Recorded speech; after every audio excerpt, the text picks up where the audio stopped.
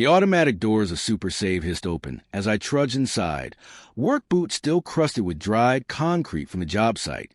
It was 8:30 on a Thursday night, and all I wanted was a cold bottle of water and maybe a protein bar before heading home to Riverside.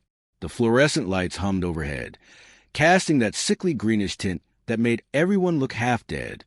I grabbed my items and headed for the express checkout, bold red letters screaming 10 items or less. That's when I saw her, Karen Fitzgerald.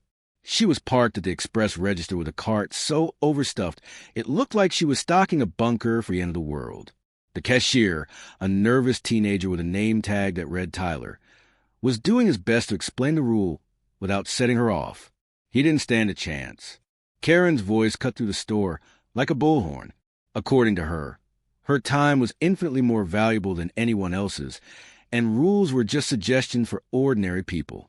I slipped in line behind her, clutching my 2 items, and watched the train wreck unfold. She looked the part of suburban royalty.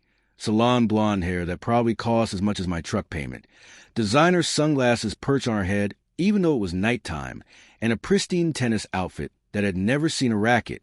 Her cart was loaded with sparkling water, individually bagged organic veggies, and enough frozen meals to feed a platoon.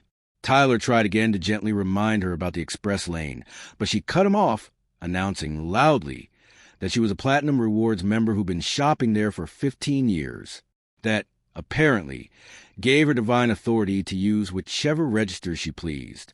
The poor kid looked like he wanted the linoleum floor to swallow him whole. I finally spoke up, keeping my tone calm. I pointed out that the regular checkout lane's 3 registers over were completely empty and could handle her load faster. She whipped around so fast, I thought she'd snap her neck. Her eyes swept over my dusty clothes and calloused hands before she hit me, with a voice dripping in condescension. According to Karen, someone in my tax bracket couldn't possibly understand the demands of her social calendar. She had a charity gala meeting at 9 o'clock and couldn't be expected to wait in a line with common people. I nearly laughed out loud at the irony, someone bragging about charity while showing none at all. The line behind me was swelling. An elderly man with just bread and milk sighed. A young mother struggling with a fussy baby and a basket of formula looked ready to scream. Karen, of course, didn't notice or didn't care. She began unloading her cart 1 item at a time with exaggerated slowness, like she was performing.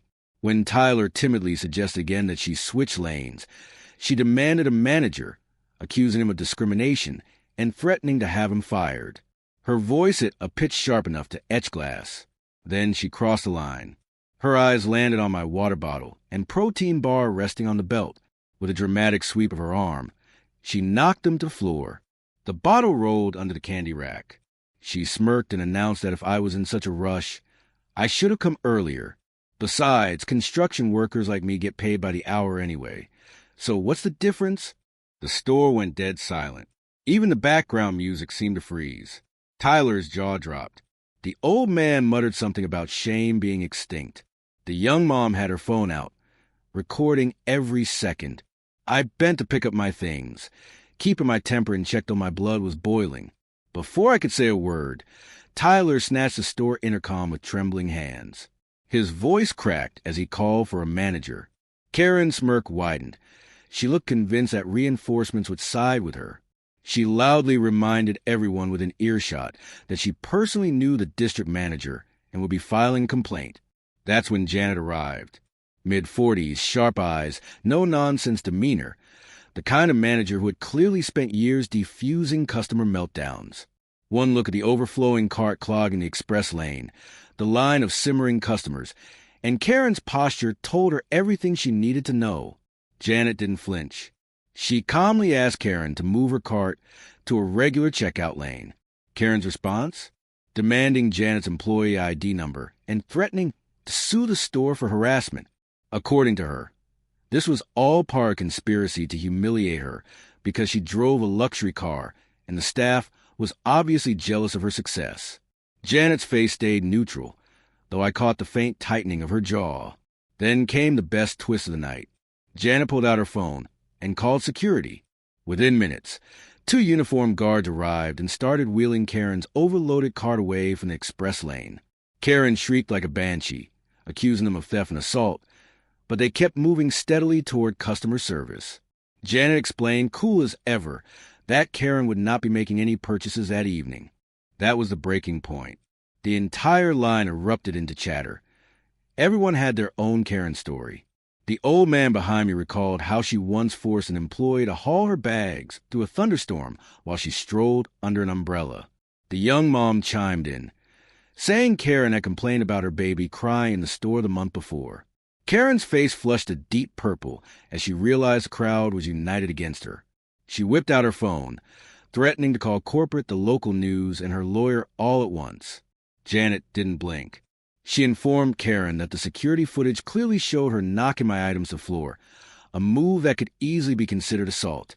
If Karen really wanted to involve law enforcement, Janet would be more than happy to make the call. That landed. The bravado drained right out of Karen. She backpedaled fast, claiming it had been an accident, that she was under stress, that surely they could all be reasonable adults. Janet wasn't budging. With the authority of someone who had dealt with dozens of Karens before, she banned her from the store for 30 days. Security escorted her to the door. As a final act of false dignity, Karen announced she would be taking her considerable business elsewhere. But the eruption of applause from customers and staff alike drowned her out. Through the front windows, we watched her storm across the parking lot, still barking into her phone as it tried to spin her downfall into someone else's fault. Tyler rang up my water and protein bar with relief written all over his face. I told him he'd handled the situation like a pro and made sure Janet knew it too. The following week, when I stopped by for a quick grocery run, Tyler filled me in on the aftermath. Karen had tried to dodge the ban by sending her husband in her place. But to everyone's surprise, he apologized for her behavior and even admitted he'd been urging her to get anger management for years. The store had saved the footage of her knocking my items down and was prepared to back me if I wanted to press charges. I declined. Honestly, her public humiliation and 30-day exile were punishment enough. But karma wasn't finished.